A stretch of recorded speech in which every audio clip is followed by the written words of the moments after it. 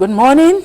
It's the last day in July, and it's good to be with you again on Summit, the program where we bring you up to date on everything happening in all the sectors of the economy. I am Jumoke Michaels. Banji Busari is also right here. Banji, Well, good to morning, be here. Our viewers. Good to be here again today. Jumoke, good to be here. You had it all to yourself on Monday. Oh, yes. Or maybe I should leave it to the man today. No, we don't have too many. Today we have too many. You just have to excuse yourself and allow me to wage it and slug it out with men. Oh, yes. So We had a good time. Yeah, we had a good time on And, Monday. Since it's an agenda, it's a gender issue. Yeah. So you could ask the right questions. Yeah. Without prejudice. It was good. It was a good one. It's the midweek edition of the program, and then we are back at what we know how to do best. And today we're actually looking at the state of the nation. Jumoke?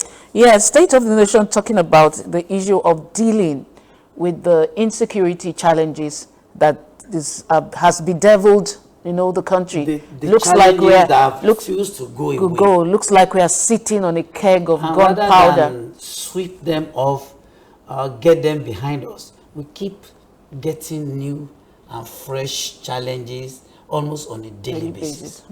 So where do we go? Well, is there it any looks solution like inside Jumoke? there seems to be no palliative measure that the government has actually come up with that has gone down well with the people. It's a different thing to come out with some solutions, and it's another thing if the people, that's the populace, actually agree or go along with the question the you suggestions. probably need to ask is whether these problems, whether these security challenges are really genuine or they are politically motivated. Are people actually responsible? The citizens of this country, the various parts of this country. We have the south-south, we have the southeast, we have the southwest, we have the middle belt, we have the northeast, we have the northwest. And all of us, individually and collectively, what role have we played to actually bring us to where we are today? That's the truth, because it's not all about the government. It's not all about people the government. also Because have also come and go. Yes. Of course, when the immediate past administration of President Goodluck Jonathan was there, so much was said about him. Oh, he lacked solution. He was clueless and all that. Yeah. What do you say about this? If 10 people died, then maybe 100 have died now. Well, so where do we go? It's really a sorry case, and we will not stop talking. We have to keep talking, believing that the people who are in authority will listen, and go along with the yearnings of the people and do whatever it is appropriate for them to do to ensure that this situation is brought under immediate control. That's our prayer. And so that's what we are discussing on the program this morning. And we have someone in the house who's very versatile and who will be looking at these issues of insecurity in Nigeria this morning. Talking about the IMN. Yeah, dispassionately. Also talking about this issue of the IMN, which is staring us in the face again. So we'll be looking at that as a case study this morning. So we'll go on a quick break, and then when we return, we'll have our guest with us to look into these issues. And please, on the program this morning, you can send in an SMS. But we don't want anyone to call. The lines we'll be putting up on the screen. We want you to send us an SMS, and we'll read and then handle your question. And don't also forget that we have our social media handles. We want you to follow us on those social media handles. We have our Gmail, AskSummitTV@gmail.com. We also have our Facebook account, Summit TV NG. We also have our YouTube. You can like and subscribe at YouTube Summit TV. They're there on the screen, and on our Instagram page, you can follow us, Summit_current trends. Please be part of the program through our social media handles. We'll be back after this break.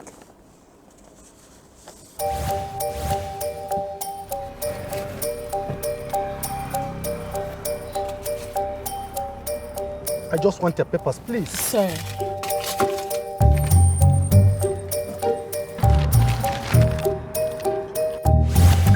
Salary don't enter. Yes, so. And Monte never even reached her. Na salary plenty, oh. No wonder I no gree collect Roger from my hand. Shut up, sir.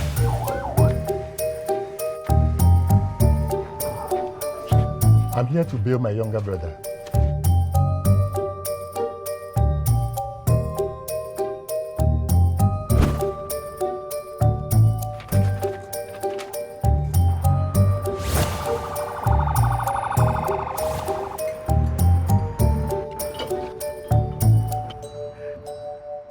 If it happen. With good laws, Proper funding, Training. and cooperation. If it happen.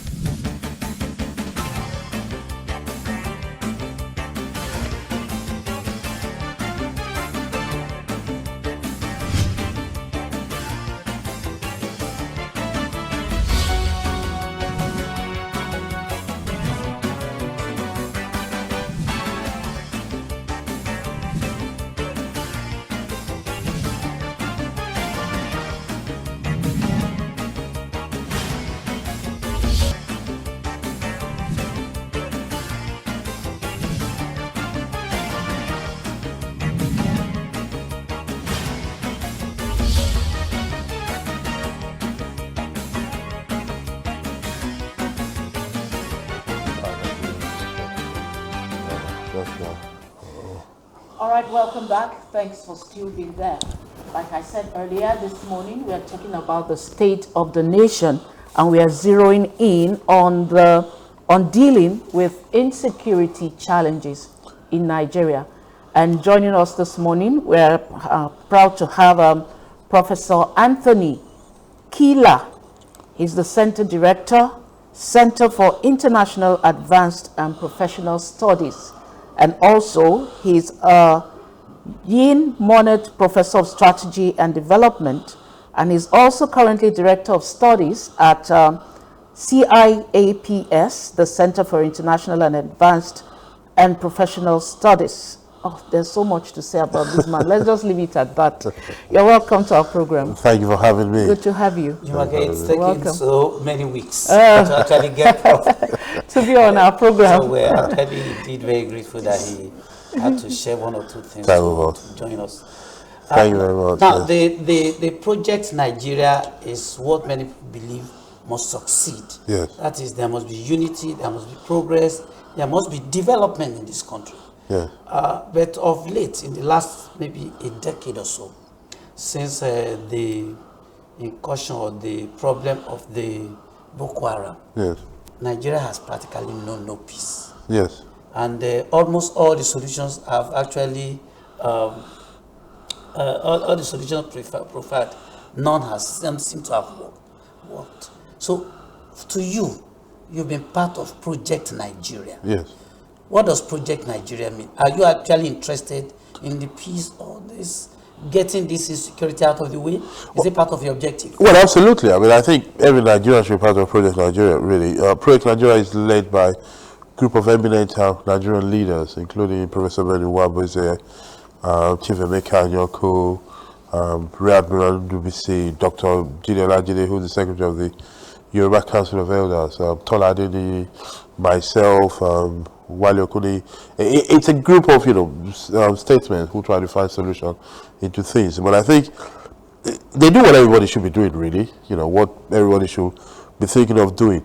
Are we trying to find a solution to insecurity? Yes, to the extent that the last meeting we had, we signed a communique signed by myself, Patutomi, Donald Duke, and a group of others as well.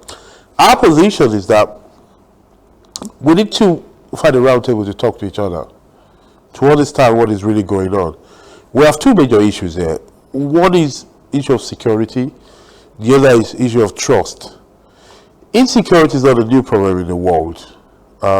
It is sad development in Nigeria, be it the Boko Haram issue, be it the headsman issue, the banditry.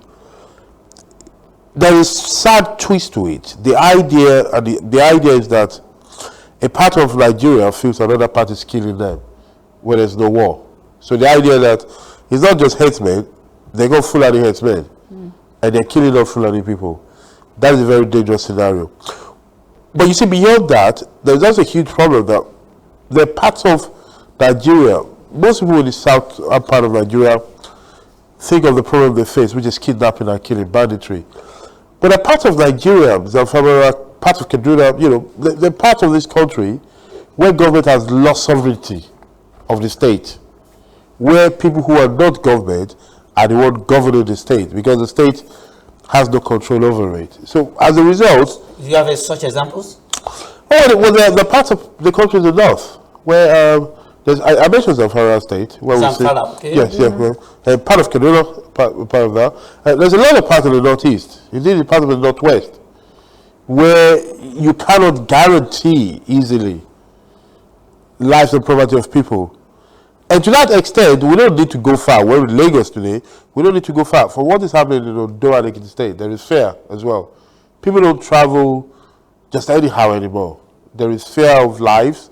There is fear of property. The death of the daughter of Pafashoroti made news recently, but there's been a lot of people like that. You know, the kidnapping of that lady and her gruesome killing made news because of, you know, she's related to a big personality in Yoruba land, indeed Nigeria.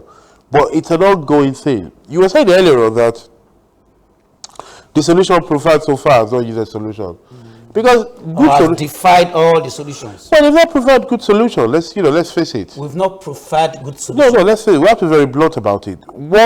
A good solution is a solution that yields result. If it has not yielded result, then it's not the right solution. Let's start from that. Okay, let's look at this solution that was tried to be preferred by General Abdul Salami just last week. Yes. He called for a meeting. Former head of state? Yeah, former head of state. He actually called for a meeting of Southwest organizations. I think Pandef was part of it, Middle Belt organizations and all that, to have a kind of reconciliatory meeting to deal with this issue of insecurity. Yes. But they turned down the invitation. Yes.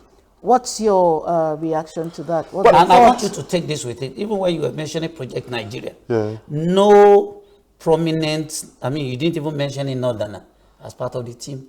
Was that deliberate? It's not deliberate. I mean, we meet in Lagos. I mean, there are some people who defy this pedestrian zoning that we do. There's some personalities that when they talk, you see, that's part of the problem we have in Nigeria. Everything is so pedestrian, everything is zoning, representation. We seem to lack big identities, big ideas. There are some people in Nigeria that defies zone. If a Ben Wabose is talking, it's not an Igbo man talking.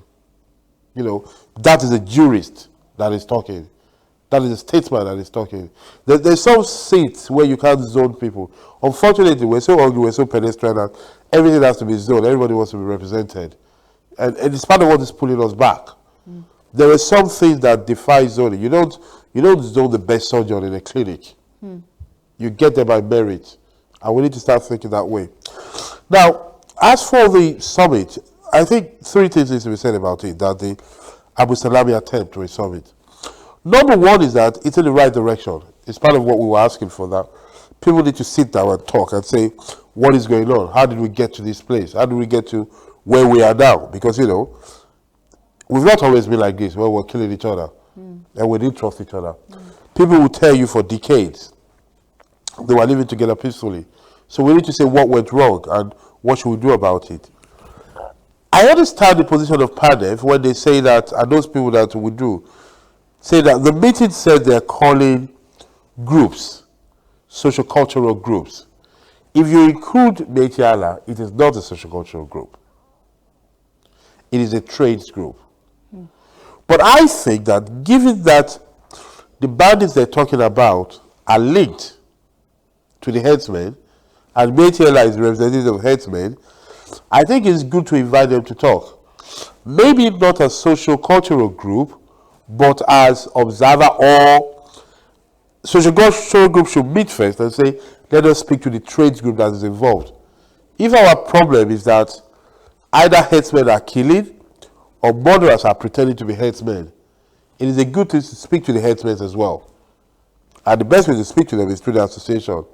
If they all belong to that association. Because those are the things we need to check. When you talk about solution to security, you see there are 3 elements that are missing in what we're doing, in all the solutions we're preferring. And it's very sad because any student of strategic studies of security will tell you that those things are missing in Nigeria. If you have a security president, you need to do 3 things. Let me call them the POI. P-O-I. P-O-I. Yes, we call them the POI steps. Number 1 is presence. The state, through security forces, have to be present. They have to be so present that you have to have a feeling that if I try to kill, they'll catch me. Because there are lots of policemen around. Now, if you look at the ratio of policemen in Nigeria to the citizen, you know that we are way below what we should have. So that means we need massive recruitment. We need to have for what we have now, we need 100,000 more policemen. 100,000 more. Minimum. Because you know what the ratio of the United Nations for security is 1 to 200 policemen per citizen. So we need more people on that side. But the police we need, not all of them will be carrying gun or arresting people. And that takes us to the O in the POI. We need to observe. A lot of policing can be about observation of what is going on, what's your present. And that goes to the 3rd step, which is the I, intelligence gathering. You need to gather intelligence so that you can predict things. Could you hold the thought? Yes. We'll hold the thought. Let's take a quick break, please.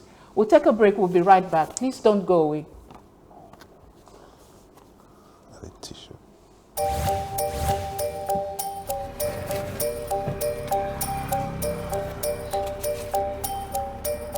I just want your papers, please. Sir.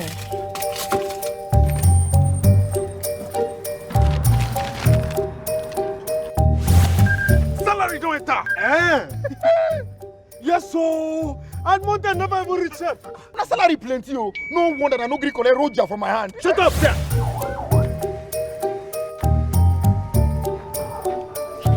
I'm here to bail my younger brother.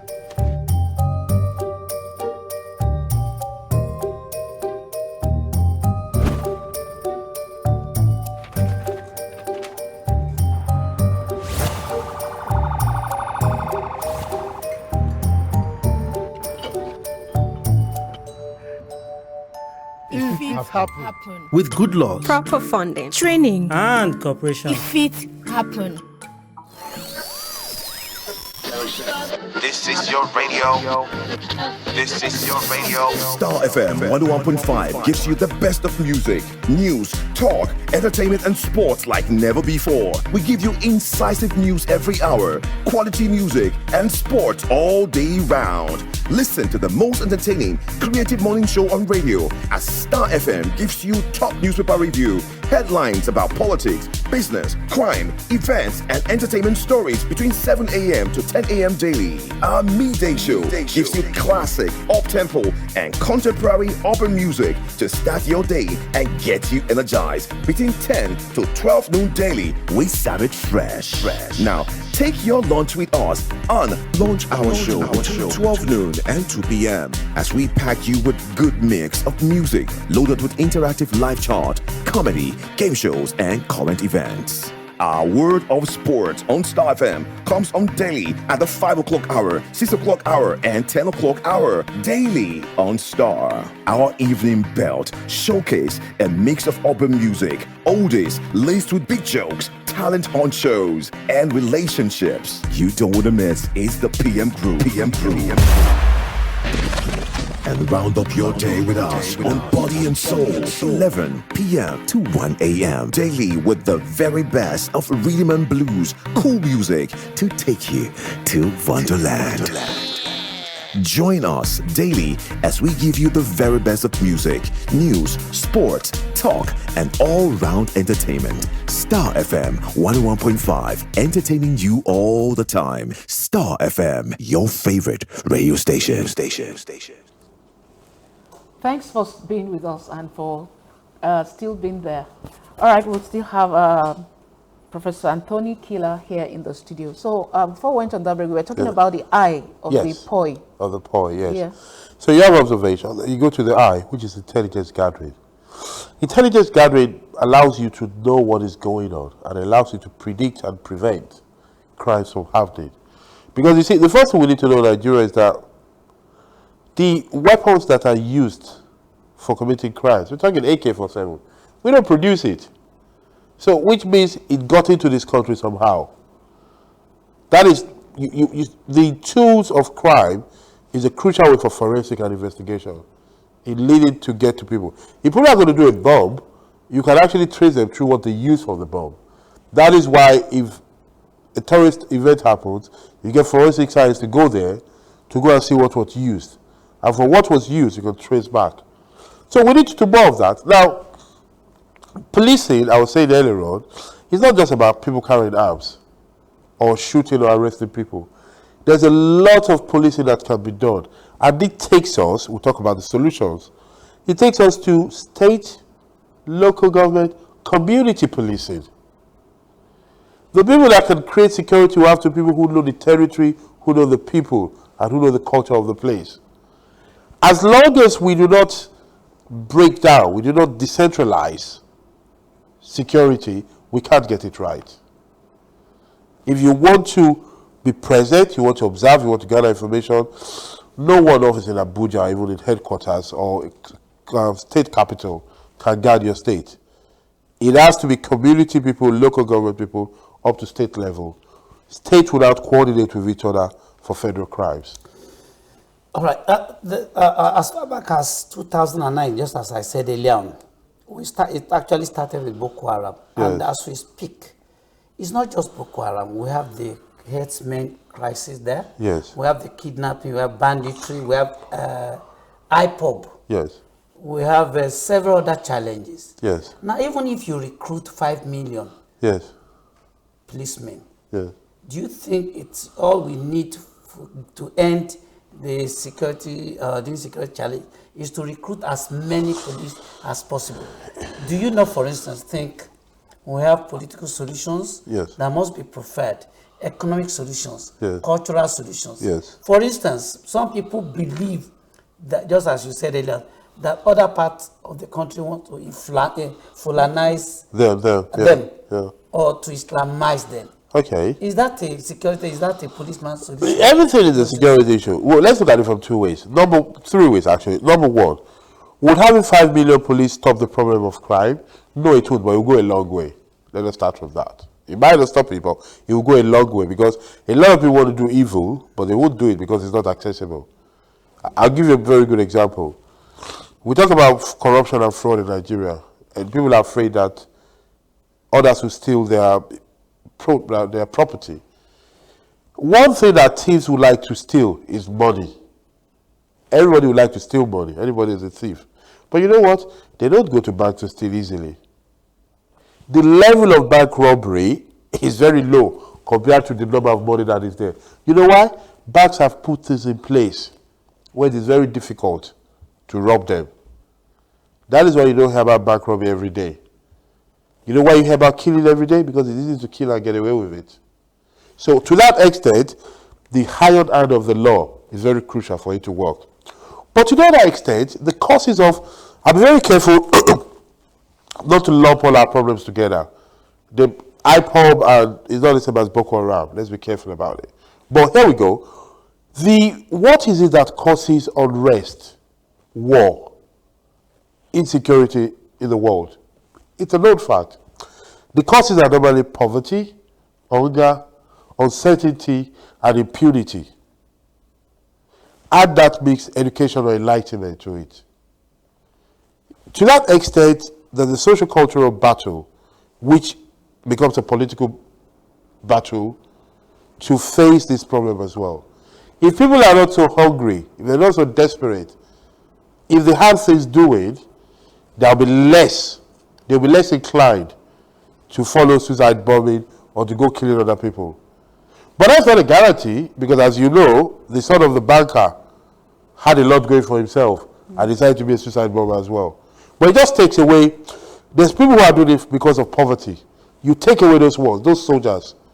If you give them a better livelihood, coupled with the mentality, enlightenment, to know self-worth, to know that you can make something in this life with your own life, you take away those from them. The other thing you take away is uncertainty and impunity. If people know that crime does not pay, they're more likely to commit the crime. You see, they say Nigerians are not disciplined, but it's not true. Because if you look at this environmental thing, I'm very shocked the way it is observed. Dutifully, by Lagos on Thursdays, people don't go out. They say that's environmental. They keep their store clean. You know why? It is enforced. It's as simple as that. If you tell people not to pass this way, it's one way, and nobody's enforcing it, they will go through it. So we need enforcement, we need education, and we need engineering. Those are the 3 E's that you use for security, strategy for security. You need to educate people, you need to enforce the law, and you need engineering, building the society in a way that they do not do that. As to your third question, the fear of colonization, it might be so, it might not be so, it doesn't matter. What should matter is the supremacy of the rule of law. That is what should matter. Even if I have intention to not to Fulanize, to Kilarize all Nigerians. If I have intention to Kilarize all Nigeria, it is the law that should be impeding me from doing it. If there is a president or a governor that wants to Fulanize Nigeria, it is members of the House of Assembly, members of the political party of that governor who do not, or that president, who do not believe in Fulanization that should be stopping him. It is statesmen that should be raising the flag. Democracy is not built on people's intention. The social contract with which we live together is not built on goodwill. It is built on tangible actions and counter-actions and rule of law. That's what we can do it together. We don't need to read people's mind. What would you do if you now have a government in place that usually looks like they have no respect for the rule of law? The rule of law. Well, you keep fighting them. You keep taking them to court, from one court to the other. You keep denouncing it. You see, I think sometimes when people with little memory, we get comfortable and we forget. Compared to what this government doing, this is like playing rugby. Compared to Abacha. Some of us were there when Abacha was there. You know, these people are not shooting and killing easily. I guess some people had the clarity of mind, the courage of voice to stand up to that dictatorship. States with long history of democracy, they know that every day you wake up, vigilance is the price for democracy. Eternal vigilance. You can't just trust somebody. Even if a good man or woman came to power, somebody who was a saint in another life, we still have to be vigilant. So it's not special treatment for anybody. We just have to get used to the fact that power corrupts. And anybody in power should always be checked. That's why we have checks and balances. That is why, even if you and I are in the same political party, if you're doing something that is wrong, if I'm a good citizen and a good person, I should correct you. Okay, there's this new development. We're all familiar with the idea of plea bargaining. Yes. That's when it comes to corruption issues. Yes. But the plea bargaining is actually creeping into even criminalities like banditry and all that. The other day, the Zamfara state government came and said they actually engaged the bandits. Yes. And more or less negotiated with them. Yes. And the bandits released over 200 people they have abducted. Yes. You see that? Also the governor of Kaduna. Even the governor of Kaduna. So what that trend, how far do you think that can actually take us? Is that the solution we are seeking? No, I do not agree with that, but let's be careful. You see, when those kind of things happen, reality is that it's a symptom of the loss of sovereignty. It shows you that the state is not in total control anymore. Anytime the state has to negotiate with violators of the law, it is a proof, there's an index for it, which you calculate. It is a proof that the state is losing sovereignty. Even if it's not a big loss, at that moment, it's losing sovereignty. Anytime we beg, we're losing sovereignty, because the only person which we're begging in life is God. Otherwise, our lives should be regulated in a way that we don't need begging. The rules are clear. You want to do anything you want to do, you take a checklist and you look at what needs to be done and you should do it. That is the way the modern society is created. So if the state has to negotiate with criminals, it's losing sovereignty. But Yeah, we shouldn't be very broad on it. We should be very careful, because if any one of our dear ones should be kidnapped, we will beg the state to do anything to get them back. So it's a difficult act to balance, because sometimes people talk, and I always tell people that you should feel it, empathy. Because if we're too stuck on principle, we might get it wrong. But we should know, even if we're doing something because of need, we should understand that what we're doing is for need, but we have a problem. That it is not the right way. So if the state negotiates today, what a good governor, what a good chief executive of a state, a good president of Nigeria should be doing is that never again. Never again. Yes. And that is what we don't hear. You see, that's what that attitude may have probably led to. There are speculations that Leah Sharibu may have died in custody. Maybe federal government felt never again. Hey, no, the never again should be careful, never again. It is not never again you walk away if they kidnap somebody. It is never again will I allow people to be kidnapped in my territory. Okay. Never again will I allow... Prevent it. To prevent it. It is prevention. You see, that's the way you act in the world. Is that the never again that the government has used to clamp down on the Shiites, religious sect? Aha! Here we go. The Shiite thing, that is a very hot potato you're putting on my desk there. Because you see, let us look at it this way. Number one, if anybody can be traced to be part of any kind of corruption, such people need to be proscribed. They need to be determined as illegal. But we have a complex situation here. Number one is that because the state itself has been violating the law by keeping the leader of the Shiites in custody for a very long time, that is against common sense, against court orders, that is against the law. By doing so, you are giving the followers of this man the moral authority to violate the law themselves. That's a very bad thing. You're creating another possible circle of the Boko Haram thing. You're making them feel like victims.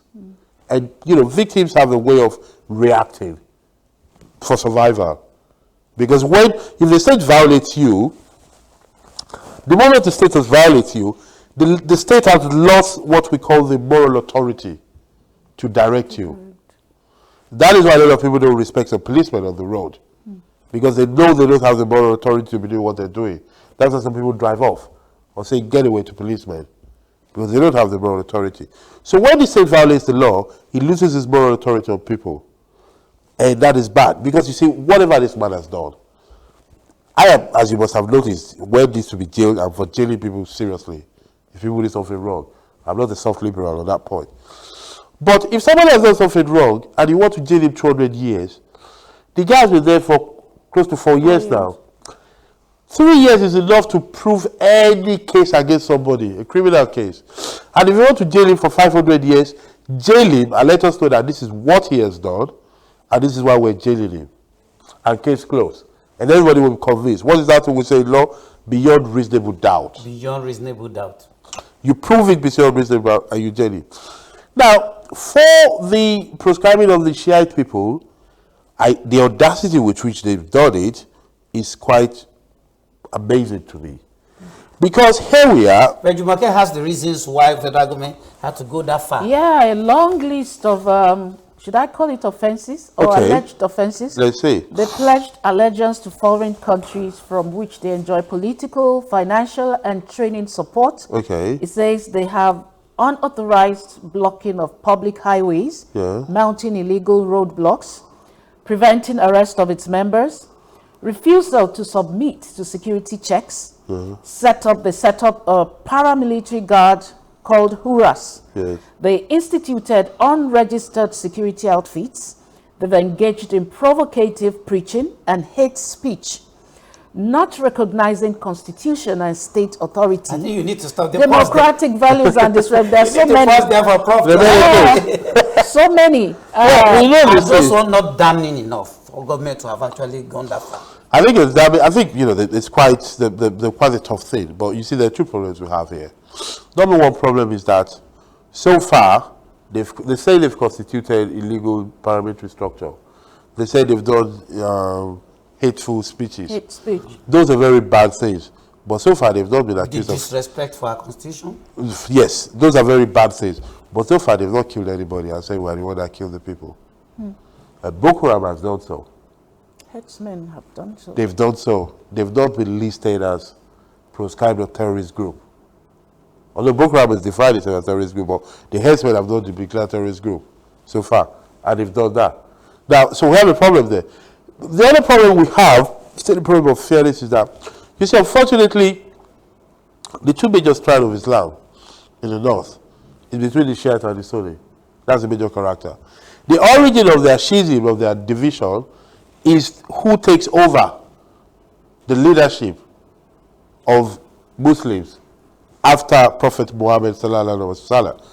Why? Who takes over the two? So is it this person? Is this person? So there's a battle going on, and in Nigeria we have a strange case. Most of the people persecuting the Shiites are Sunnis. It's a bad coincidence. The federal government has come out to say there are other Shiites that are not necessarily members of IMN, and they have nothing against such people. You see, they have the freedom of worship. You see, two things need to be said. They haven't done. Number one is that if I were the president and I'm a Sunni, or if I'm the police commander and I'm a Sunni and I want to prosecute Shiite, I will make it clear to the whole world that nobody will ever suspect me of any kind of partialism towards them. The case will have been so made. The whole world will be hating the Shiites, and they will say, why doesn't the government do something about it?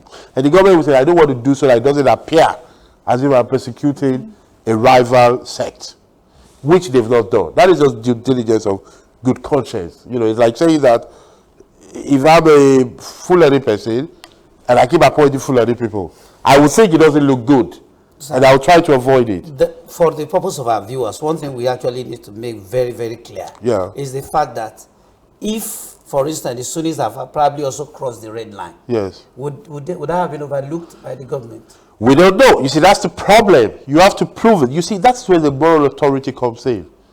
The government has to have, in all these actions, nomination, pronunciation, laws, he has to be seen not to be partial to any side. So that when he does something, you know he's doing it for real. I mean, even if family is polygamous, they are favorites. Even families that is not polygamous. If you suspect that there's any kind of favoritism or partialism, it's a problem in trust. So the government has to go the extra mile so that whatever it does cannot be suspected. Would you have people out of mischief or critics that will accuse them? Yes, it is the duty of the government to keep on proving every day that they're doing their best to avoid such criticism. And where that is done is a problem. Now, for the Shiite people, I think what the government should have done